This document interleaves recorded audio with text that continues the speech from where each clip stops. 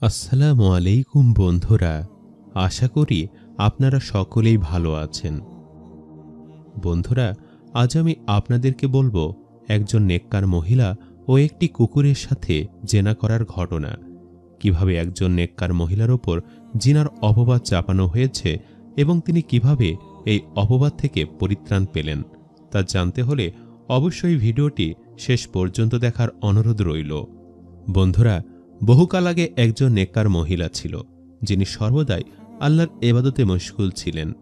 দুনিয়াতে তার কেউই ছিল না, তার কোনো সন্তান সন্ততি ছিল না। তিনি বিধবা ছিলেন, তার স্বামী বহুদিন আগেই মারা গিয়েছিল এবং তিনি ঘরের মধ্যে একা একাই থাকতেন। সর্বদা আল্লাহর ইবাদতে মশগুল থাকার কারণে গ্রামের সবাই তাকে খুবই ভালো জানত।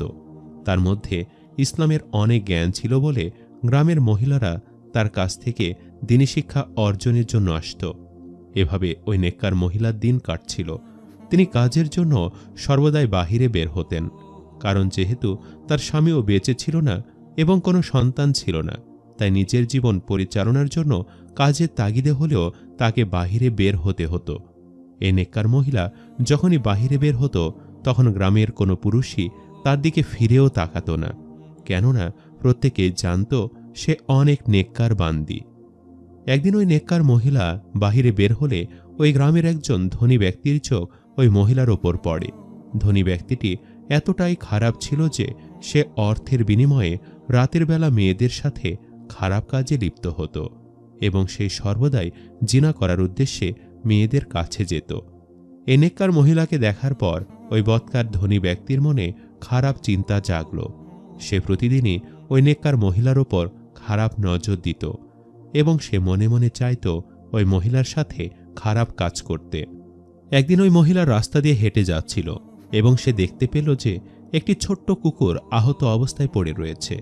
নেককার মহিলা সেই কুকুরটিকে তুলল এবং তাকে যাবতীয় চিকিৎসা দিয়ে সেবা দিয়ে সুস্থ করে তুলল। এবং যেহেতু মহিলার বাড়িতে কেউই ছিল না, তাই সে ওই কুকুরটিকে নিয়ে তার বাড়িতে বসবাস করতে শুরু করল। এদিকে ওই ধনী বদলোকটি ওই মহিলাকে পাওয়ার জন্য তার বাড়ির কাছে আসলো এবং দরজা থেকে ওই মহিলাকে বলতে লাগল, আমি তোমাকে পছন্দ করি, আমি তোমাকে পেতে চাই, বিনিময়ে তুমি যা চাও আমি তোমাকে তাই দেব, তুমি শুধু আমার হয়ে যাও।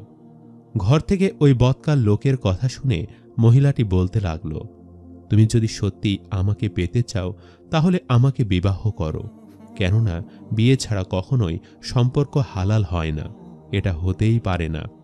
তখন বৎকার লোকটির দরজার বাহিরে থেকে ওই মহিলাকে বলতে লাগল, আমি ইতিমধ্যে 4টি বিবাহ করেছি এবং আমার স্ত্রীরা বাড়ি থেকে অনেক যৌতুক নিয়ে এসেছে, তবে তোমাকে আমি এমনিতেই চাই, আমি তোমাকে বিয়ে করতে পারবো না, তুমি আমার সাথে আপোষ করো, বিনিময়ে আমি তোমাকে সব দিব।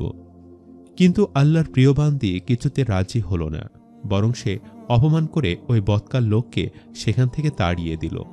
বৎকার লোকটি খুবই অপমানিত বোধ করল এবং ওই নারীকে পাওয়ার জন্য সে ওই নারীর বাড়িতে বেশ কিছু সন্ত্রাসী লোক পাঠালো। কিন্তু সেই সন্ত্রাসী লোকগুলো ওই নারীর কোনো ক্ষতি করতে পারল না। তারা সেই বৎকার লোকটির কাছে ফিরে আসলো এবং বলতে লাগলো, এই মহিলার কোনো ক্ষতি করা কোনোভাবেই সম্ভব নয়, তার মধ্যে নিশ্চয়ই অলৌকিক কিছু রয়েছে, আমরা অনেক চেষ্টা করেও তার কোনো কিছু করতে পারলাম না। এরপর ওই বৎকার লোকটি ওই গ্রামের এই 3 জন লোককে ডেকে পাঠালো। তারাও তার মতোই বেশ ধনী ছিল।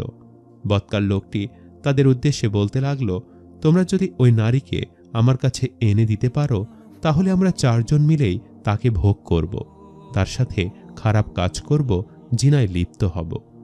তখন তারা 3 জনেই এই কথা শুনে শয়তানের ফাঁদে পড়ে গেল।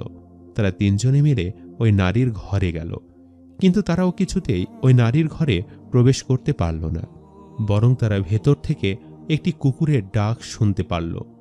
তারা এই কথা ওই বদ লোকটিকে এসে বলল।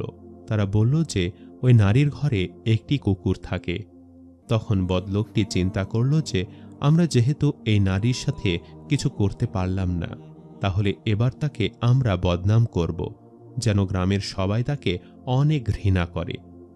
এরপর ওই বদলোকটি এবং বাকি 3 জন লোক মিলে গ্রামের সবাইকে বলতে লাগলো, এই মহিলা নেককার মহিলা নয়, সে ঘরে একা একটি কুকুরের সাথে থাকে এবং এটির সাথে জেনা করছে। এমন কথা শুনে গ্রামের সবাই তাকে খারাপ বলতে থাকে এবং গ্রামের প্রত্যেক নারীরা এই ঘটনা শোনার পর ওই নারীর প্রতি অনেক খারাপ চিন্তা ভাবনা শুরু করে। এদিকে ওই নারী এমন মিথ্যা অপবাদ পেয়ে আল্লাহর কাছে কান্না করতে থাকে এবং বলতে থাকে, হে আল্লাহ, আমি যে পাপ করিনি, তুমি কেন আমাকে সে পাপের শাস্তি প্রদান করছো? এ কোন পরীক্ষায় ফেললে? ওই গ্রামে একজন আল্লাহওয়ালা বুজুর্গ ছিল, যিনি সকল বিচার করতেন এবং গ্রামের সবাই কোনো সমস্যায় পড়লে কিংবা কোনো বিচারে দরকার হলে সেই আল্লাহওয়ালা বুজুর্গের কাছে যেত। নেকার নারীর এই বিচারটি নিয়েও গ্রামের সবাই, এমনকি বৎকার লোক এবং ওই 3 জন ব্যক্তি মিলে আল্লাহওয়ালা বুজুর্গের কাছে আসলো। তখন বৎকার লোকটি আল্লাহওয়ালা বুজুর্গ লোকটিকে বলতে লাগলো, এই নারীর ঘরে কোনো স্বামী নেই, তার কোনো সন্তান নেই, তাই সে একটি কুকুরকে নিয়ে এখানে রেখেছে এবং তার সাথে সে জিনা করছে। সে একজন জিনাকারী মহিলা। তখন আল্লাহওয়ালা বুজুর্গ বলল, বেশ, তাহলে ওই নারীকে ডেকে পাঠাও, তার মুখ থেকেই আমি সকল কিছু শুনব। এরপর ওই ধনী ব্যক্তির খাদেম সেই নেককার মহিলার কাছে গেল এবং তাকে গিয়ে বলল যে, আপনাকে এলাকার কাজী ডেকে পাঠিয়েছেন, নিশ্চয়ই আপনার কোনো বিচার হবে, তাই আমাদের সাথে চলুন। তখন নেককার নারীটিও বিচার কার্যে গেল। সেখানে গিয়ে সেই আল্লাহওয়ালা বুজুর্গ সেই কাজীর উদ্দেশ্যে বলতে লাগল, বিশ্বাস করুন, আমি এমনটা কিছুই করিনি, বরং সে আমার সাথে খারাপ কাজ করতে চেয়েছে। আমি তাকে অপমান করে তাড়িয়ে দিয়েছি, তাই হয়তো আমার উপর প্রতিশোধ নেওয়ার জন্য সে আমার উপর এই অপবাদ চাপিয়েছে। তখন বৎকার লোকটি বলতে লাগল, আমি তো একা মিথ্যে বলছি না, আমার সাথে এই 3 জনও তো সাক্ষী দিচ্ছে ওই মহিলাই খারাপ, সে কুকুরের সাথে জেনা করেছে, তাকে উপযুক্ত শাস্তি দিন। তখন আল্লাহওয়ালা বুজুর্গ বলতে লাগল, তাহলে তোমরা 4 জন যেহেতু কুকুরটিকে তার ঘরে দেখেছ, এবার তাহলে বলো কুকুরটির গায়ের রং কেমন ছিল?